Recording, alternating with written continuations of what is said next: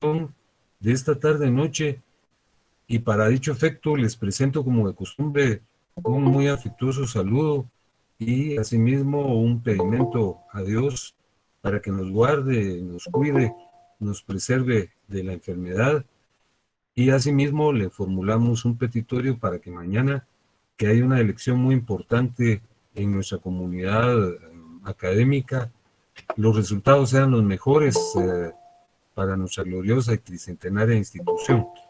A propósito de eso, les quiero comentar algo, que lo repetiré al concluir la exposición.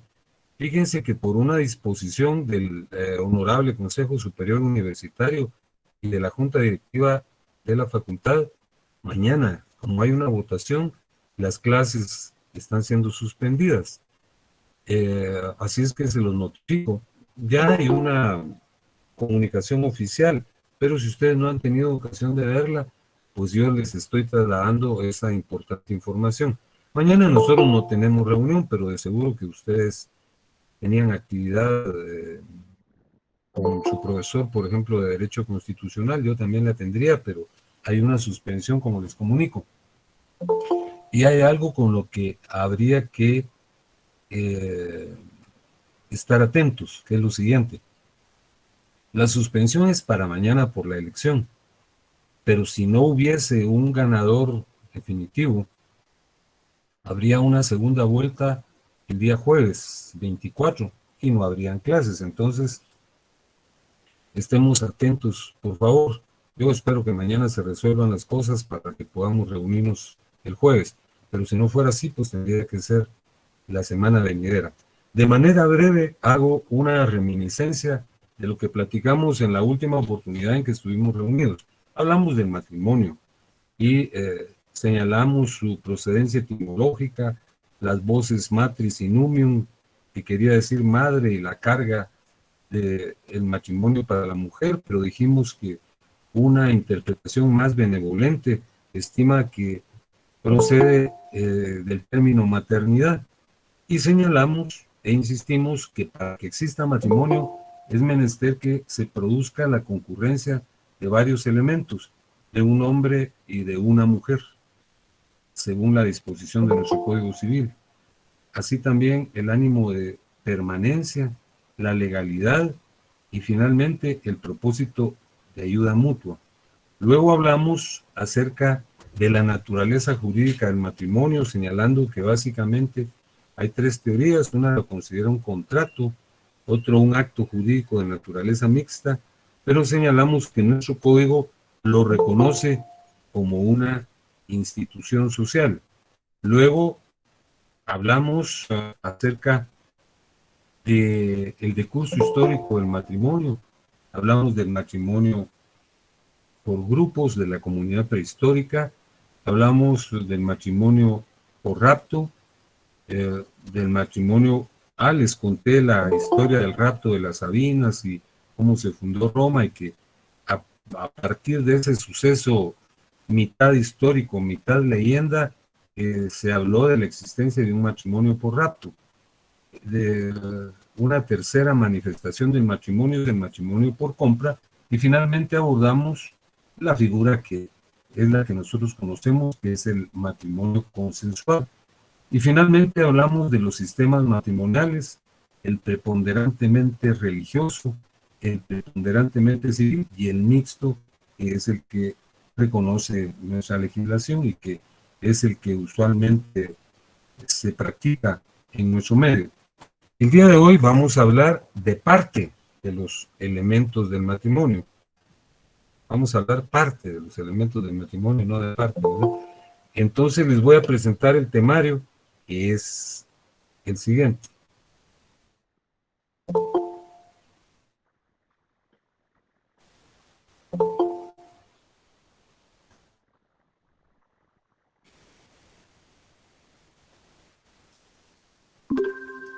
Ya lo tienen en la pantalla, ¿verdad?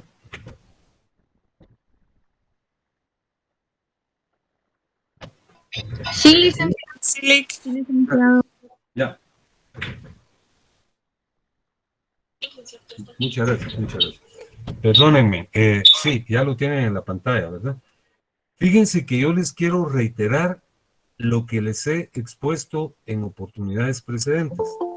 En toda relación jurídica, en todo vínculo jurídico, siempre concurren tres clases de elementos, que es lo que les estoy repitiendo acá. Hay elementos subjetivos, que son las personas que participan en esa relación, los elementos objetivos o materiales, que son los bienes sobre los que recae la relación, y los elementos formales, que son los requisitos que deben cumplirse para que una relación jurídica produzca los efectos que se esperan. Por ejemplo, yo les traslado lo relativo a un contrato de compraventa.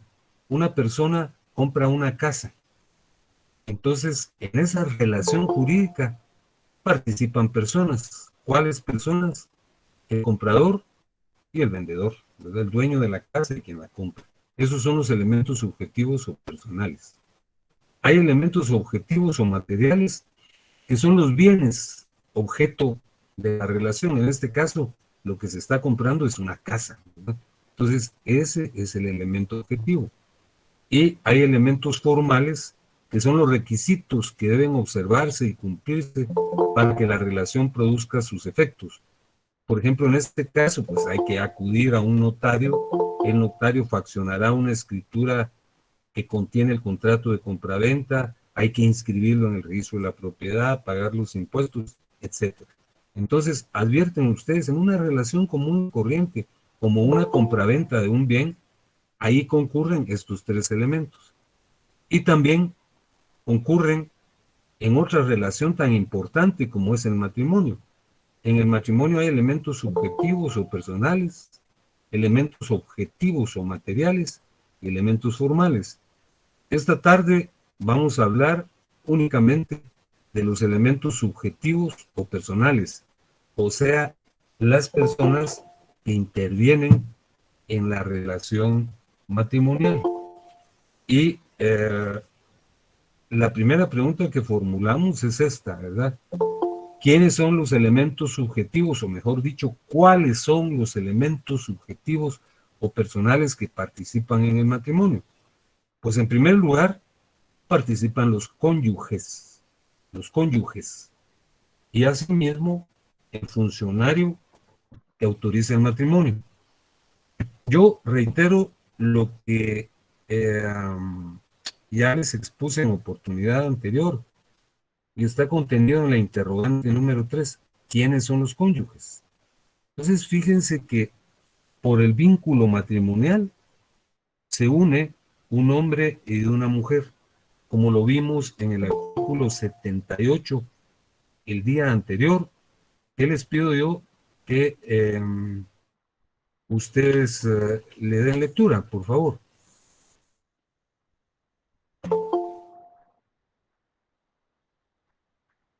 Fíjense que aquí hay un error, dice, aunque la Constitución política no determina lo que debe ser un hombre o una mujer, el artículo 81 lo precisa. El artículo que lo precisa es también el 78 y el 81. El artículo 78 dice: el matrimonio es institución social, eso ya lo estudiamos. El matrimonio es una institución social por la que un hombre y una mujer se unen legalmente con ánimo de permanencia. Entonces, y en el artículo 81 dice aptitud para contraer matrimonio. La mayoría de edad determina la libre aptitud para contraer matrimonio. Entonces, nos habla de un varón y de una mujer. El mismo artículo 81.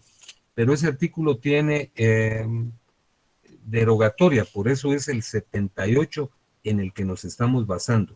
Yo les repito, y perdónenme que insista en eso, pero en otra sección me han formulado preguntas sobre este particular y lo clarifico. Probablemente en un momento dado la legislación varía, pero en este momento el matrimonio solo puede constituirse entre un hombre y una mujer. Ahora, la siguiente interrogante es: ¿qué determina la aptitud para contraer matrimonio? Ahora sí, fíjense que el artículo 81 dice que lo determina la mayoría de edad. Y les cuento que hubo una época relativamente reciente, ¿verdad? Porque fue en este siglo y en la década anterior, en la segunda década, porque estamos iniciando la tercera década del siglo XXI, en la que los menores de edad podían contraer matrimonio. Fíjense que el varón de 16 y la mujer de 14 podían contraer matrimonio.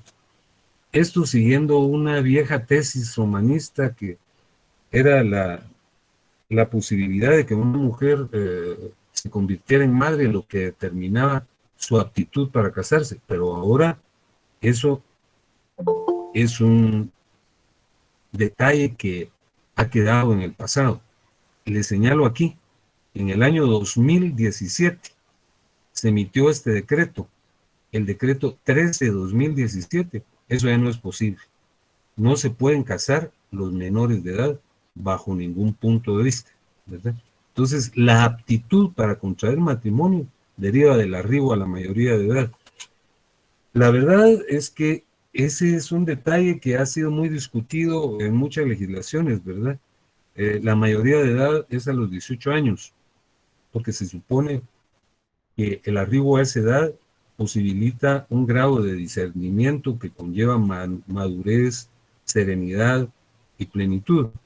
Eso no es tan cierto, ¿verdad? Porque hay personas que tienen menos de esa edad y tienen criterio y madurez suficiente. Y hay personas mayores de esa edad que no lo tienen, pero como se trata de establecer un parámetro, la legislación lo establece en la mayoría de edad, que son los 18 años.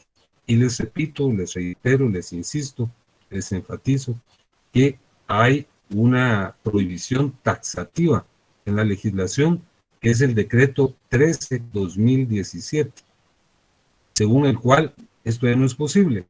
Ese decreto está sustentado en tratados y convenciones del derecho internacional.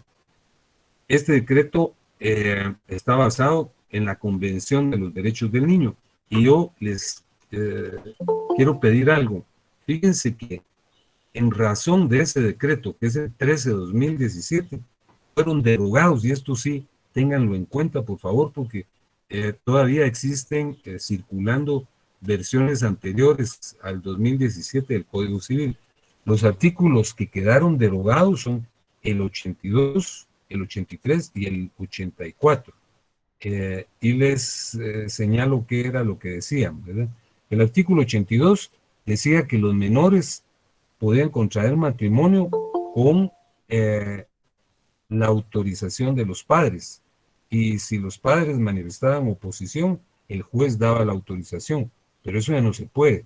El artículo decía, la autorización deberán otorgarla conjuntamente el padre y la madre, o el que de ellos ejerza la patria potestad.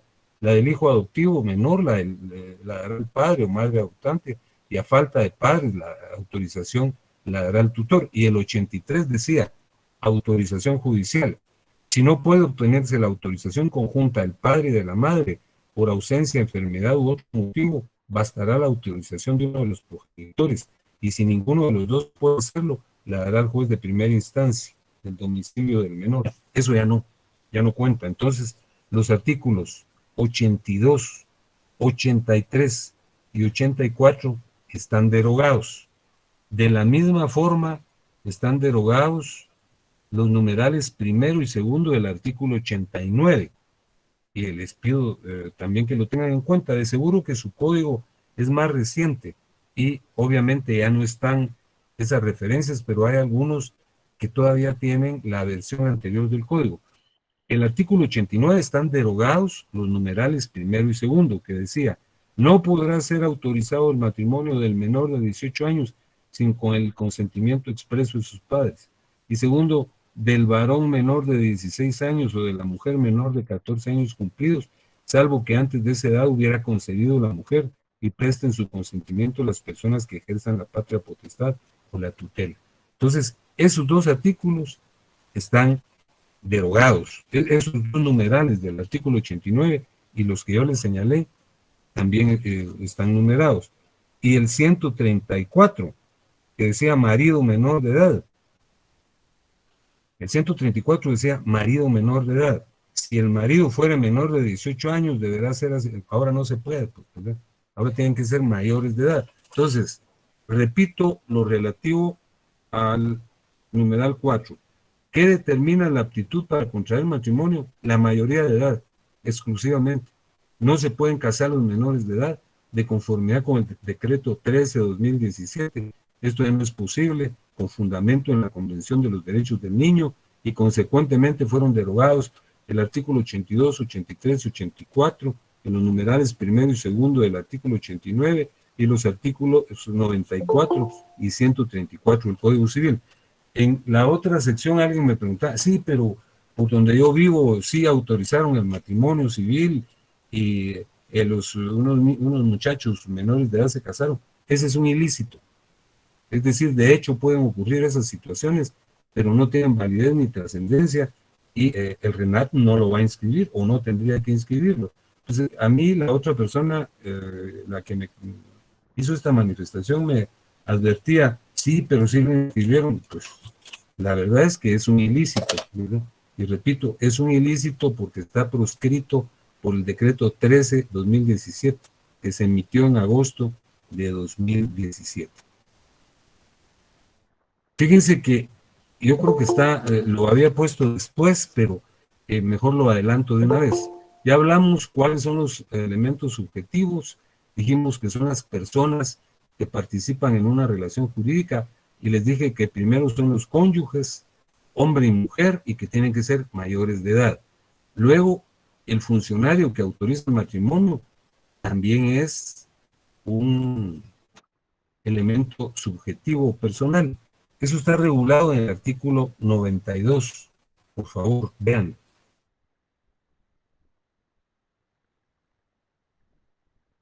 ¿Ya lo tienen a la vista?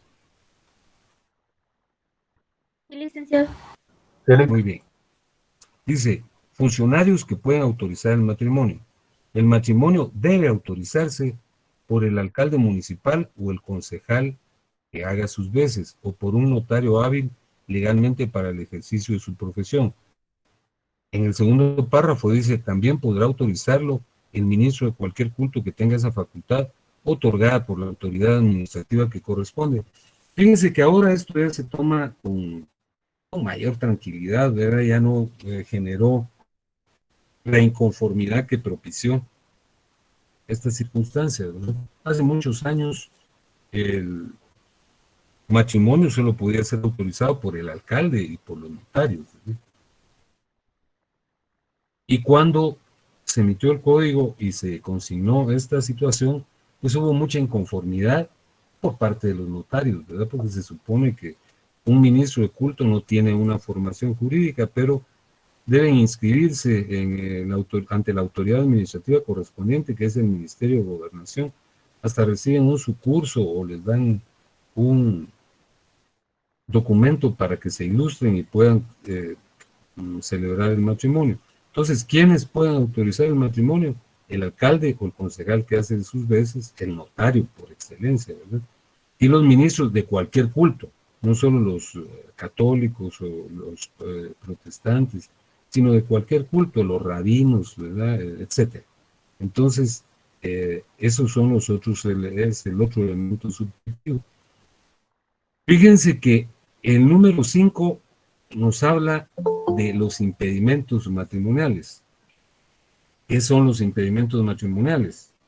Fíjense que son las objeciones, las limitaciones. Aquí les puse que son los valladares o prohibiciones que no permiten que el matrimonio se celebre. Estos los establece la ley. Es decir, nosotros podemos en términos de generalidad contraer matrimonio con cualquier persona, ¿verdad? Dentro de los parámetros de la ley, ¿verdad? Un hombre con una mujer y una mujer con un hombre, porque así lo determina el artículo 82, y observando algunas prohibiciones. En términos de generalidad, el matrimonio, pues, ostenta esa flexibilidad y esa plenitud, pero, sin embargo, hay circunstancias que impiden que el matrimonio se celebre. Esos son los impedimentos. Hay dos clases de impedimentos. En la doctrina se les aplica un nombre específico, se habla de los impedimentos dirimentes y de los impedimentos impidientes. El código no utiliza esa terminología, pero hubo una época en que era muy frecuente escuchar esta terminología, ¿verdad? Eh, la palabra dirimente viene del latín dirimut, que quiere decir anular. Entonces los impedimentos dirimentes son los que imposibilitan la celebración del matrimonio. Las personas que están comprendidos en en estos supuestos no pueden contraer matrimonio. Eh, y me refiero a los mismos. Están los impedimentos dirimentes. En el caso de Guatemala se llaman casos de insubsistencia. Vean el artículo 88, por favor.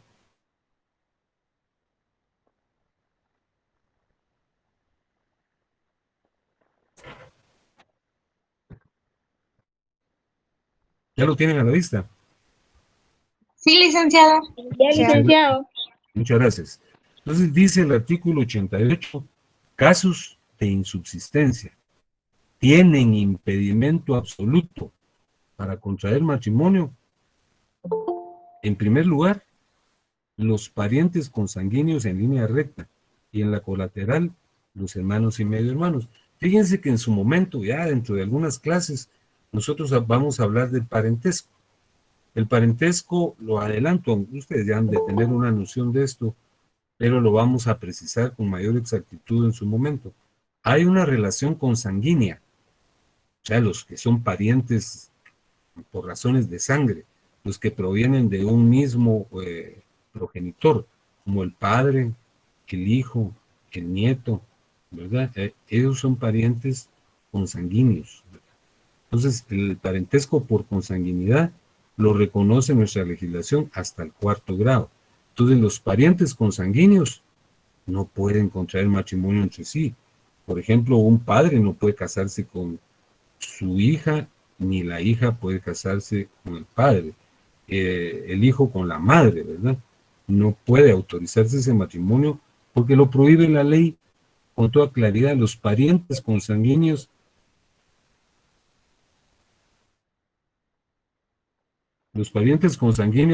en línea recta y en la colateral no pueden contraer matrimonio los hermanos y medio hermanos.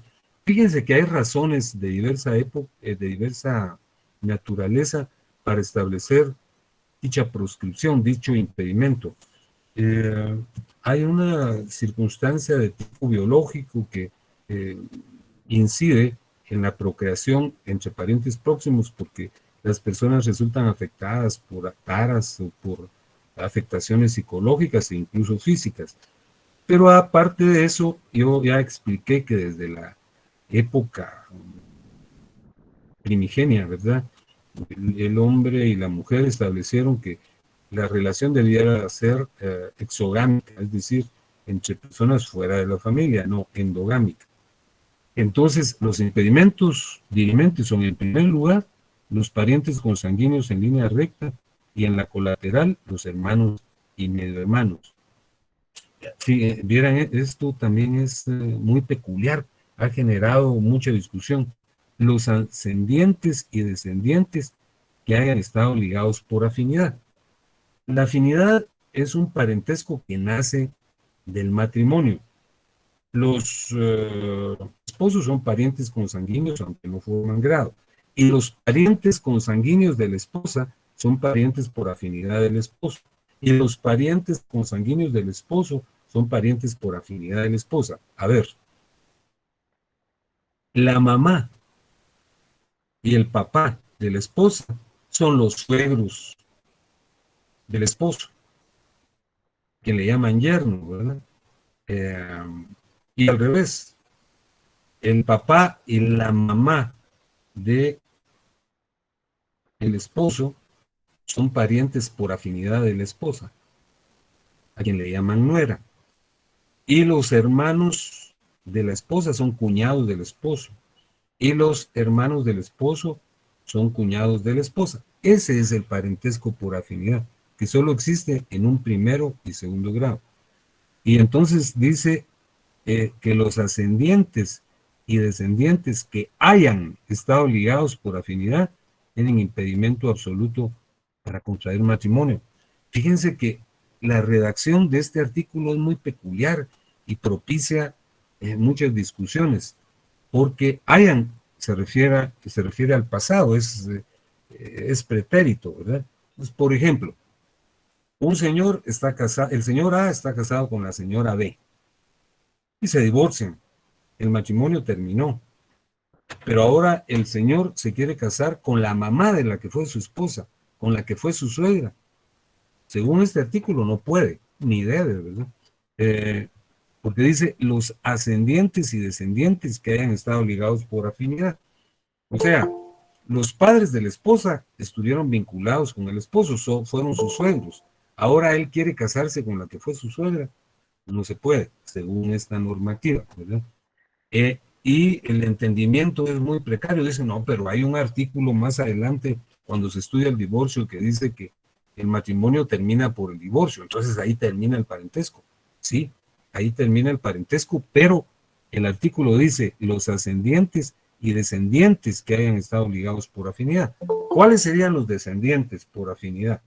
En un segundo grado. Por ejemplo, un señor se casa con una señora, o mejor dicho, una señora se casa con un señor y el señor ya tenía un hijo, es su hijastro. El matrimonio concluye, ahora ella quiere casarse con el que fue su hijastro, con el hijo del que fue su esposo. Entonces, según esto, no se puede. Algunas personas me exponen lo mismo que señalamos hace unos minutos cuando hablábamos del parentesco, del matrimonio entre menores. Pero mire, licenciado, en mi colonia o en mi pueblo, yo conozco una señora que se casó con quien fue su hijastro, ¿verdad? O un señor que se casó con la que fue su hijastro. Pues yo creo que ese matrimonio está constituido sobre la base de un ilícito y que podría impugnarse. Pues yo tengo la impresión que esa percepción que me están trasladando es inexacta porque la ley lo prohíbe con toda claridad. Y el tercer supuesto de los casos de insubsistencia, que son los impedimentos dirimentes, es del numeral tercero, que dice que tienen impedimento absoluto para contraer matrimonio las personas casadas y las unidas de hecho con persona distinta de su conviviente, mientras no se haya disuelto legalmente la unión. Nosotros no aceptamos el matrimonio plural, bueno, me refiero a la legislación, ¿verdad? Como no ocurre como en algunos países del Oriente Próximo, del Oriente Medio, ¿verdad? Donde un hombre, de conformidad con sus circunstancias económicas, puede tener varias esposas, en tanto tenga elementos para su manutención. Aquí no. Si yo estoy casado, si tú estás casada, si ellos están casados, pues están sustentados en una concepción monogámica. Yo tendría que divorciarme para volverme a casar. Tú tendrías que divorciarte para volverte a casar. Y la unión de hecho, ya la vamos a estudiar, es el siguiente tópico. La unión de hecho no es el amancebamiento, ¿verdad? Es decir, vivir de hecho no es la unión de hecho. Utilizo ese término para diferenciarlo. La unión de hecho es una institución jurídica muy particular que durante mucho tiempo solo existió en Guatemala y que implica que tenga que ser declarada ante las autoridades establecidas en la ley para que produzca efectos. El lapso mínimo para poder declarar la unión de hecho es que dos personas, hombre y mujer, hayan vivido juntos por lo menos durante 3 años, cumpliendo los objetivos del matrimonio. Entonces, en este caso, pueden declarar su unión de hecho y la inscriben, ¿verdad? En el RENAP, ahí hay un libro de uniones de hecho.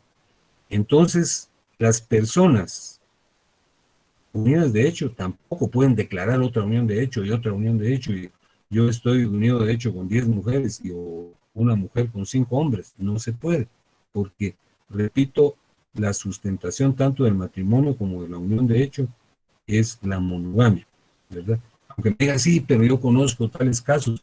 Sí, pero esos son actos ilícitos, ¿verdad? Entonces, estos son los impedimentos dirimentes. Pero hay impedimentos impidientes. Fíjense que esos están regulados en el artículo 89 y también plantean algunas dudas. El artículo 89, que ya hemos leído hace unos minutos, dice: no podrá ser autorizado el matrimonio del menor de 18 años, del varón menor de 16 años, de la mujer antes de que transcurran 300 días contados desde la disolución del anterior matrimonio. Estos tres numerales del artículo 89 están derogados, ya no tienen vigencia. El primero, el segundo, el tercero. Los que tienen vigencia son los numerales cuarto, quinto, sexto y séptimo. Ahí sí hay una situación que constituye un impedimento, pero no es un impedimento tan drástico ni tan severo como los que acabamos de leer en el artículo 88. Dice el artículo 89 en estos numerales, que son los que quedan vigentes: no podrá ser autorizado el matrimonio del tutor y del tutor protutor o de sus descendientes con la persona que esté bajo su tutela o protutela. Es decir, el tutor y el pupilo no pueden contraer matrimonio, ¿verdad? Hasta que esté disuelta la tutela, ¿verdad? Del tutor o del protutor o de sus descendientes con la persona que ha estado bajo su tutela o protutela, sino después de aprobadas y canceladas las cuentas de su administración. Del que, teniendo hijos bajo su patria potestad, no hiciera inventario judicial de los bienes de aquellos, ni garantizar su manejo, salvo que la administración pasara a otra persona, y del adoptante con el adoptado mientras dure la adopción. Es decir, una persona adopta a un niño, y el niño crece y después se quieren casar, ¿verdad? Hay que extinguir la adopción, ¿verdad? Es una irregularidad muy especial. Tantas cosas pueden pasar. Dice de la persona que teniendo hijos, ¿verdad? Es decir, él tal vez estuvo casado y se divorció, pero tiene que rendir cuentas de su administración de los bienes de los hijos, ¿verdad? Porque los puede perjudicar. Porque si se casa, como lo vamos a ver en la próxima clase, puede estar sujeto al régimen económico de comunidad de gananciales, entonces habría que dividir los bienes y podrían perjudicar a los hijos. Entonces, pero fíjense, estos impedimentos, los del artículo 89, no dejan sin efecto el matrimonio. Vean lo que dice el artículo 90. Sanciones. Si no obstante lo prescrito en el artículo anterior fuere celebrado el matrimonio, este será válido, pero tanto el funcionario como las personas culpables de la infracción serán responsables de conformidad con la ley, y las personas a que se refieren los incisos cuarto y quinto perderán la administración de los bienes de los menores y no podrán sucederles por intestado. Entonces, la diferencia entre los impedimentos dirimentes e impidentes radica en que los impedimentos dirimentes provocan la nulidad del matrimonio. Si se celebró el matrimonio en los casos regulados en el artículo 88, es nulo, no produce efectos. Y en el caso de los impedimentos impidentes, el código dice que no se puede celebrar, pero que si se celebra, será válido, solo que se sancionará a quien lo autorizó y a los contrayentes, como dice el artículo 90. Si no obstante lo prescrito en el artículo anterior fuere celebrado el matrimonio, este será válido, pero tanto el funcionario como las personas culpables de la infracción serán responsables de conformidad con la ley, y las personas a las que se refieren los incisos cuarto y quinto perderán la administración de los bienes de los menores y no podrán suceder por intestado. Realmente yo en lo personal creo que estas situaciones debieran ser totalmente dirimentes, ¿verdad? Anularlo, pero no, el código lo regula así. Fíjense que la número 7, ya hablamos de quiénes son los funcionarios que pueden autorizar el matrimonio. Y hace unos minutos les dije que los impedimentos dirimentes son los que posibilitan la nulidad del matrimonio. Fíjense que hay dos términos que los vamos a clarificar en este momento, pero los vamos a ir ampliando en el futuro, que es la nulidad y la anulabilidad, o nulidad relativa. La nulidad, cuando nosotros hablamos de nulidad absoluta, es decir, aquel acto, aquel suceso, aquel acontecimiento que cuando se produce no genera ningún efecto. Cuando nosotros hablamos de anulabilidad del matrimonio, estamos hablando de que el matrimonio puede producir algunos efectos, siempre y cuando hay un reclamo judicial. Les voy a poner un ejemplo. Lo nulo en el caso del matrimonio deviene del artículo 88. Por ejemplo, un hijo se casa con su mamá, con la mamá de él, ¿verdad? Que se celebra un matrimonio entre una madre y un hijo. Ese matrimonio es nulo, nulo, nulo. No produce ningún efecto jurídico. Incluso pueden haber algunas circunstancias colaterales de otra índole, pero como estamos hablando de derecho civil, lo nulo es lo que no produce ningún efecto. Ahora, la anulabilidad o nulidad relativa es aquella figura que deja sin efecto una situación siempre y cuando haya un reclamo. Nosotros la vamos a estudiar con detalle, pero yo les pido que leamos el artículo 145, por favor. ¿Ya lo tienen a la vista? Sí, licenciado. Muy bien. Dice el artículo 145, anulabilidad del matrimonio. Es anulable el matrimonio cuando uno o ambos cónyuges han consentido por error, dolo o coacción, del que adolezca de impotencia absoluta o relativa para la procreación, siempre que por su naturaleza sea perpetua, incurable y anterior al matrimonio.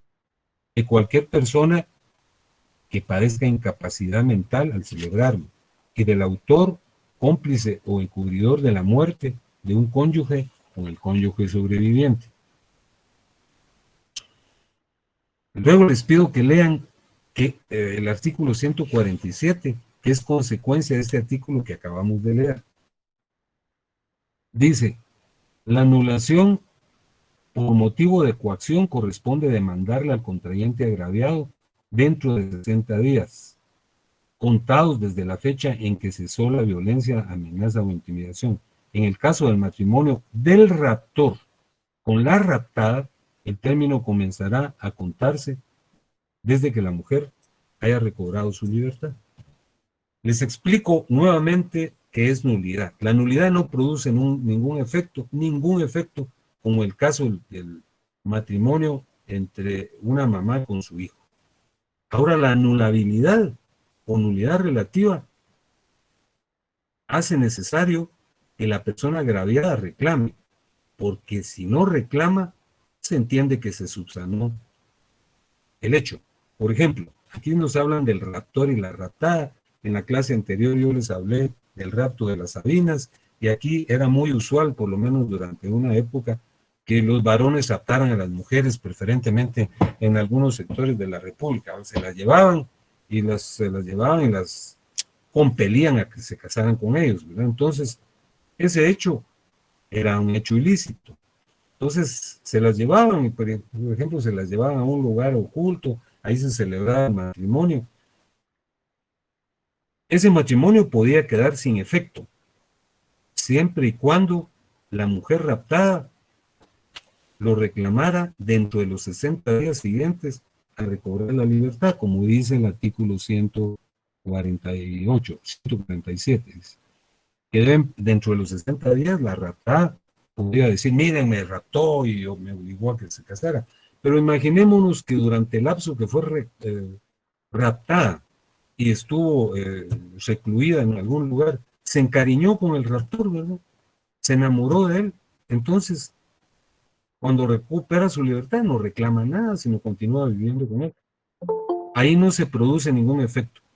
Para que haya un efecto anulatorio, es menester que haya un reclamo. El reclamo tiene que hacerse dentro de los 60 días en el caso del rapto, dentro de los 60 días que la mujer recuperó la libertad. Si no reclama, no ha pasado nada, ¿verdad? Entonces, adviertan la diferencia entre nulidad y anulabilidad relativa. La nulidad es como una enfermedad muy grave, muy severa, que no produce ningún efecto. El ejemplo que presenta la doctrina es el de una señora que está en estado de gravidez, está embarazada y de repente tiene una enfermedad muy severa y da a luz un niño muerto, un mortineto, ¿no? Nació muerto, no produjo vida en ningún momento. Así es la nulidad. Los hechos afectados por nulidad no producen ninguna consecuencia, que son los, en el caso del matrimonio, los dispuestos en el artículo 88, que nosotros ya examinamos, y le señalo el hecho que puede parecer más significativo que un padre se case con una hija o una mamá con el hijo. Ese es un acto nulo. Ahora, la anulabilidad es una enfermedad, metafóricamente que estoy hablando, ¿verdad?, de menor grado, para que produzca efectos, es decir, que quede sin lugar el suceso que aconteció, es menester que haya un reclamo. Y si no hay ningún reclamo, entonces se subsana el hecho. Y les traje a cuenta el caso del rapto, en el que obviamente es menester que la raptada reclame, porque si no reclama, entonces se subsanó la circunstancia por muy violenta que haya sido. Bueno, vamos a formular algunas preguntas sobre este tópico. Quien no lo tenga, no lo haya asimilado a cabalidad, pues si le pregunto me manifiesta lo siguiente, ¿verdad? Para no caer en la falta de cortesía de no dar respuesta a las preguntas. A ver, le pregunto a Carlos Estuardo Jiménez. Bueno, no está. Le pregunto a Pilar Bautista. Le pregunto a Eric Siliesas. Buenas tardes, licenciado. ¿Qué tal, Eric? ¿Cómo está? Muchas gracias por Bien, contestar hoy, gracias. le agradezco Muy mucho. amable. Bueno, no se Eric, preocupe, dígame. mire, en toda relación jurídica intervienen tres clases de elementos. ¿Cuáles son? Están en el numeral 1. Y los, gracias, exactamente. Sí, los tres elementos o tipos de elementos serían los elementos subjetivos o personales, los elementos objetivos o materiales y los elementos formales. Muchísimas gracias. Ahora señáleme cuáles son los elementos subjetivos o formales. Están en el Elementos 2. subjetivos. Exactamente. ¿Cuáles son los elementos objetivos o formales del matrimonio? No, no, o Básicamente, pues se personales. encuentran, Perdón, yo creo que yo fui el que son, cometí el error. Elementos exacto. subjetivos o personales. Perdón, gracias, licenciado. Subjetivos o personales del matrimonio, básicamente son dos. En eso están los cónyuges y los funcionarios que autorizan el matrimonio. En este caso, usted bien comentaba de que puede ser Bueno, puede ser un dejémoslo ahí. sacerdote, por ejemplo. Ajá. Su respuesta es muy correcta. Muchas gracias por intervenir y por dar una respuesta tan eficiente. Vamos a Gracias, preguntarle licenciado. ahora, Buenas tardes. muchas gracias, soy muy amable. A ver, le vamos a preguntar a una dama, le vamos a preguntar a Melisa Marisol Mayén. Bueno, a otra dama, a Maritza Sandoval, tampoco. A Jacqueline López. Perdón, licenciado, sí estoy. Soy Eh, Maritza. ¿Qué tal, Maritza? ¿Cómo está? Mucho gusto, Mire, licenciado. gracias, Maritza, por Dígame. intervenir. ¿Quiénes son los cónyuges, Maritza? ¿Quiénes Eh, pueden contraer matrimonio de conformidad con... con los cónyuges. ¿Quiénes son? Son aquellas personas que se unen en el vínculo matrimonial, aunque la Constitución política no determina que deben ser hombre y mujer, según el artículo 81. Sí tienen que serlo, ¿verdad? Exactamente, Ajá. sí tienen que serlo. Y ¿cuál es, Marisa, le pregunto también, ¿cuál es la aptitud para contraer matrimonio? Por ejemplo, usted está en su oficina y llegan dos Ajá. patojos, uno de 17 y una niña de 15, y le dicen, queremos casarnos, aquí están nuestros documentos, ¿usted qué les dice? Que ¿Autoriza el matrimonio? no se autoriza, de acuerdo al artículo 81. Es la mayoría de edad, pero hay un decreto especial que lo prohíbe. ¿Cuál es? Ahí está en el número 4. Perdón, el decreto 13/2017, que Sí, esto ya no es ya no que es dos posible. contraigan Muchas matrimonio. gracias. Oye, le estoy A muy la agradecido. Muchas gracias. Gracias. Eh, Vamos a ver ahora a un caballero.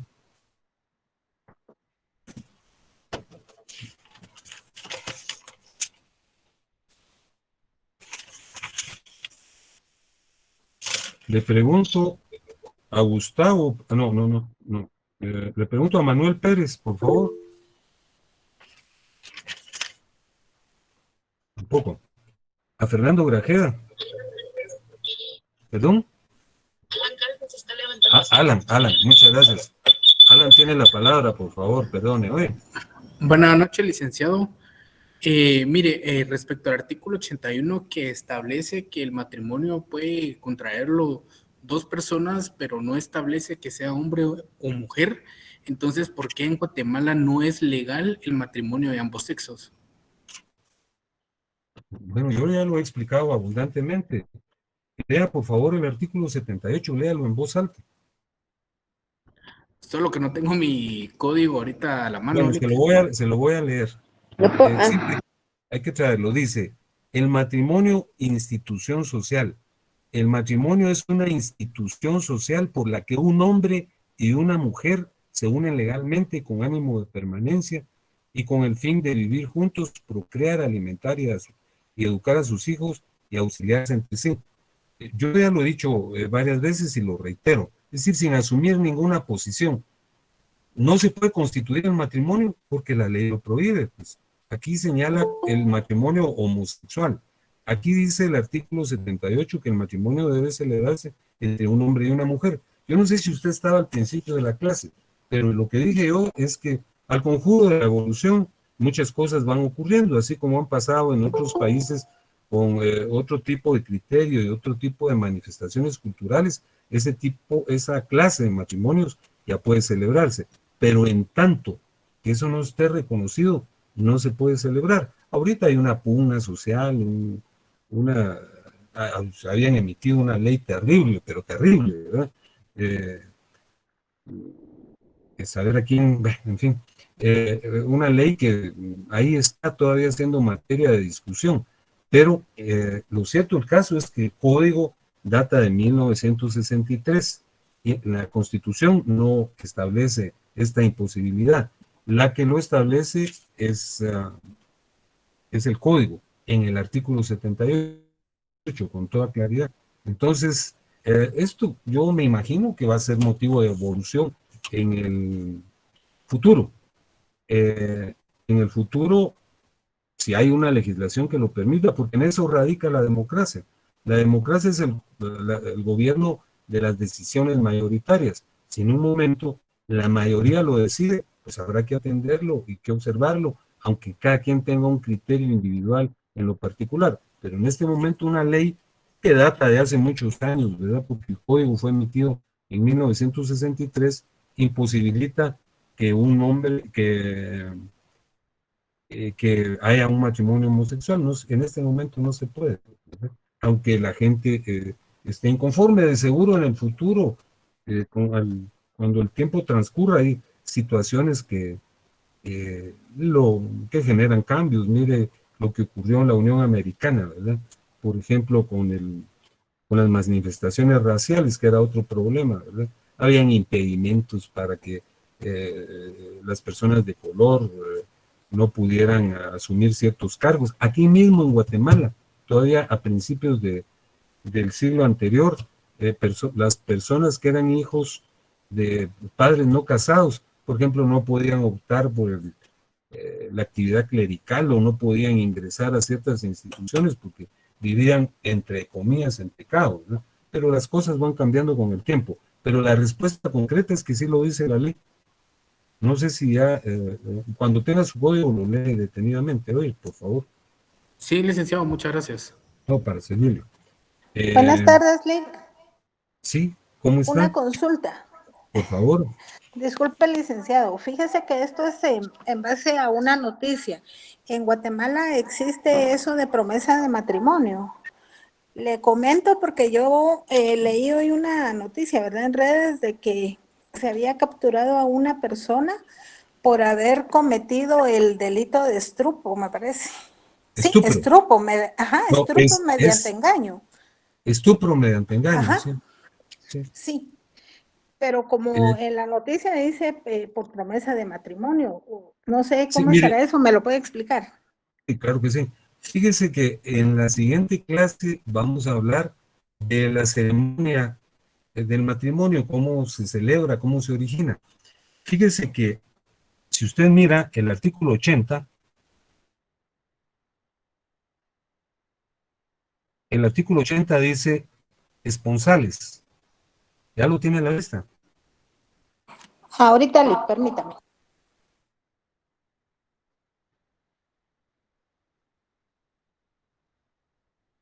Ya lo tengo, Lick. Fíjese que antes de que el matrimonio se celebra, hay un momento dado en el que las personas concuerdan en casarse.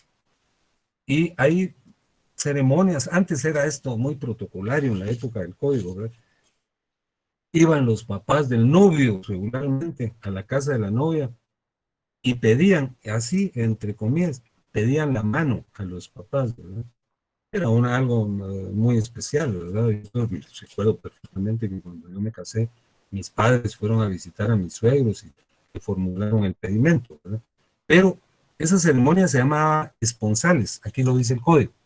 Los esponsales no producen obligación de contraer matrimonio, pero dan lugar a demandar la restitución de las cosas donadas y entregadas con promesa de un matrimonio que no se efectuó. Entonces, fíjese que ahora, pues, las cosas han cambiado, ¿verdad? Ya los papás no van a la casa de los papás de la novia, sino que en los lugares más especiales se produce ese pedimento. Ahí, con motivo de un partido de fútbol, cuando los cremas le ganaron o empataron aquí con el equipo de Nueva York, apareció la noticia de que un patojo, bueno, ya no era tan patojo, al calor de la exaltación, saca el anillo y se hinca ante todos y le ofrece el anillo y le pide matrimonio. Esos son los esponsales. Esa es la promesa de matrimonio. Pero la promesa de matrimonio no produce obligación de, de celebrarlo. Vea lo que dice el artículo 80. Los esponsales no producen obligación de contraer matrimonio, pero dan lugar a demandar la restitución de las cosas donadas y entregadas con promesa de un matrimonio que no se efectuó. Fíjense que lo que ocurre es que ahora, aunque uno le dé a una dama el anillo y le prometa matrimonio, y ella lo acepte, tal vez al conjuro de la inspiración y la emoción del momento, tal vez ella lo piensa después y le dice, mira, no, entonces ya no hay matrimonio, pero ella le tiene que devolver el anillo, ¿verdad? A veces las ofrendas con motivo de una promesa de matrimonio son más que un anillo, ¿verdad? Hay personas que son opulentas y que hacen ofrendas o regalos mucho más significados, pero eso no obliga a nadie a contraer matrimonio. Entonces, el estupro se da, ahora es violación, ¿verdad? Porque cuando se trata de una niña menor de 12 años, ya no se habla de estupro, sino de violación. En un momento dado, la aproximación sexual con promesa de matrimonio era un estupro, pero ahora no, ahora ya es violación. No tengo en mente el artículo del Código Penal que lo regula, pero es una normativa relativamente reciente. Entonces, el engaño por estupro ahora se convirtió en violación, porque uno no puede andar ofreciendo matrimonio y tener contacto o aproximación íntima con una persona menor de edad, que es en los casos que se produce el estupro, porque eso ya es violación. Gracias, Lick. No, para servirle. Bueno, fíjense que ya hicimos unas preguntas, nos vamos a quedar ahí porque les quiero reiterar algo. No sé cuántos hay en este momento en el salón, ¿cuántos hay? 119. Bueno, 119. Entonces, les informo lo que ya había señalado al principio. Mañana ustedes no tienen clase. Conmigo no la tendrían de todas maneras, ¿verdad? Pero mañana sí tienen ustedes constitucional y no sé cuál otra. A mí me tocaría impartir el curso de constitucional, imparto en la sección B. Pero como es la elección de rector, hay una determinación del Honorable Consejo Superior Universitario y de la Junta Directiva de la Facultad que suspendió las clases mañana 23. Y si mañana no se dirime la elección, es decir, hay una segunda vuelta que tendría que ser el jueves, también se van a suspender las clases. Pero de momento las que están suspendidas son las de mañana. Coordinación nos pidió que lo informáramos y por eso lo estoy haciendo con énfasis. Les deseo, fue un gusto siempre platicar con ustedes, yo les agradezco mucho, no saben cómo quedo de agradecido con las personas que Licenciado, intervienen. buenas noches. Sí, ¿Le puedo hacer todavía una pregunta? las que usted quiera, por favor. Muchas gracias. Solo tengo duda. Usted mencionó sobre la unión de hecho, que Sí. después de 3 años se registraba en RENAP ahora, ¿verdad? ¿Cuál Se es puede la hacer ante finalidad uno, ¿Cuál es la finalidad de registrarlo? Porque al final no es lo mismo que el matrimonio, o es por alguna situación en especial que se debe de registrar la unión de hecho. le voy a comentar por qué razón. Produce los mismos efectos, casi los mismos efectos que el matrimonio. Es una institución muy noble. Fíjese que yo tuve el enorme honor de recibir la clase con don Óscar Barrios Castillo, que él fue un diputado muy joven en tiempo de la Revolución que posibilitó el surgimiento de la unión de hecho. Háganme favor, leamos el artículo 173. En su momento vamos a estudiarla más detenidamente, pero como esta es una pregunta muy interesante, vamos a iniciar su respuesta dándole lectura al artículo 173. ¿Ya lo tienen a la vista? Ya le... Dice, capítulo segundo de la unión de hecho, ¿cuándo procede declararla? La unión de hecho de un hombre y de una mujer con capacidad para contraer matrimonio puede ser declarada por ellos mismos ante el alcalde de su vecindad o ante un notario para que produzca efectos legales, siempre que exista hogar y la vida en común se haya mantenido constantemente por más de 3 años ante sus familiares y relaciones sociales, cumpliendo los fines de procreación, alimentación y educación de los hijos y de auxilio recíproco. La pregunta que usted formuló es bien lógica. Bueno, ¿y para qué vaya a declarar la unión de hecho? ¿Por qué no se casan de una vez? Por la siguiente circunstancia. El matrimonio es un acto constitutivo. Es un acto constitutivo. Si una pareja se casa hoy a las 20 horas, los efectos se producen a partir de hoy para el futuro. La unión de hecho es un acto declarativo. El matrimonio es constitutivo y la unión de hecho declarativo. ¿Esto qué quiere decir? Una pareja ha vivido 10 años, ¿verdad? Y ha hecho un patrimonio, pero como nosotros somos una sociedad machista y patriarcal, los bienes que se han adquirido están inscritos a nombre del varón. Y imagínense que se disuelva esa unión, entonces todo está inscrito a nombre del varón para hablar solo de uno de los efectos, ¿verdad? Y la mujer se queda sin absolutamente nada. Entonces, don Óscar Barrios Castillo nos contaba que en la época de la Revolución, él trabajaba en un tribunal de lo civil y advertía que había muchas injusticias de este tipo, ¿verdad? En esa época más, ¿verdad? Porque era más recalcitrante el sentido patriarcal y machista. Entonces se adquirían los bienes a nombre del esposo, ¿verdad? Porque él era el jefe del hogar.